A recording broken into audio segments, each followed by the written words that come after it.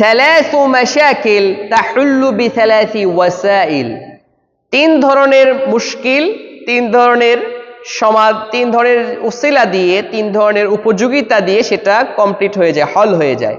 একটা আল আউয়াল ইযা বুতুলিতা বিহুব্বিশ শাহওয়াতিল মুহাররামা, যখন কারো অবৈধ কামনার পরীক্ষায় যে পড়ে যায় সে ব্যক্তির করণীয় হলো রাজি' হিসাবাকা মা সালাহ, নামাজকে ঠিক রাখো। নামাজকে ঠিক করলে অবৈধ কামনা বাসনা থেকে, ফিতনা থেকে মুক্ত হয়ে যাবে। এটা প্রমাণ হলো আল্লাহ সুবহানাহু ওয়া তাআলার কথা, ফাখালাফা মিন বা'দিহিম খালফুন আযাউস সালাতা ওয়াত্তাবাউশ শাহাওয়াত, যে যারা নামাজকে নষ্ট করেছে তারাই শাহওয়াতের ইত্তেবা করেছে। যারা নামাজকে নষ্ট করেছে তারাই শাহওয়াতের এই কামনার বশীভূত হয়ে গিয়েছে। আসানিয়া ইদ আহসাসতা বিশাকাই ওয়া আদমিত তৌফিক, যখন আমাদের দুর্ভাগ্য হচ্ছে, কোনো কাজে আমরা মজা পাচ্ছি না, দুর্ভাগ্য হচ্ছে, কাজ করতে পারতেছি না, এর সমাধান কি?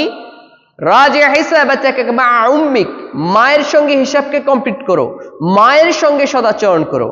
আল্লাহ সুবহানাহু ওয়া তাআলা বলেন ওয়া বাররাম বিওয়ালিদাতি ওয়া লাম ইয়াজআলনি জাব্বারান শাকিয়া। সূরা মারইয়ামে আল্লাহ সুবহানাহু ওয়া তাআলা ইয়াহইয়া আলাইহিস সালাতু ওয়াস সালামের কথায় বলে দিচ্ছেন যে মাসিহ ঈসা আলাইহিস সালাতু ওয়াস সালামের কথায় বলে দিচ্ছেন যে আল্লাহ সুবহানাহু ওয়া তাআলা আমাকে আমার মায়ের সাথে সদাচরণকারী বানিয়েছেন এবং তিনি আমাকে কঠোর বানান নাই, দুর্ভাগ্যবান বানান নাই। আসালিসা, তৃতীয় যে সমস্যা, ইযা শাআরতা বিল হুজনি ওয়াদ-দানকি ওয়াল ইকতিয়াব, যখন তুমি নিজের মধ্যে দুশ্চিন্তা পাও, মনটা ছোট, মনটা খুব বিষণ্ণ, মন ভাঙা, অবসাদে তুমি একদম ডুবে আছো, সে সময় করণীয় কি?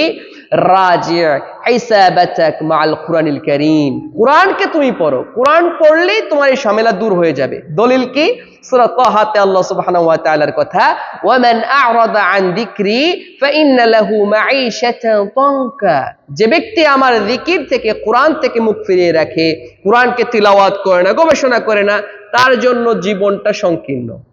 আল্লাহ সুবহানাহু ওয়া তাআলা তিন ধরনের মুশকিলকে আমাদের ফেস করার তৌফিক দান করুন, মুওয়াজাহা করার তৌফিক দান করুন কুরআনের দিক নির্দেশনা অনুসারে।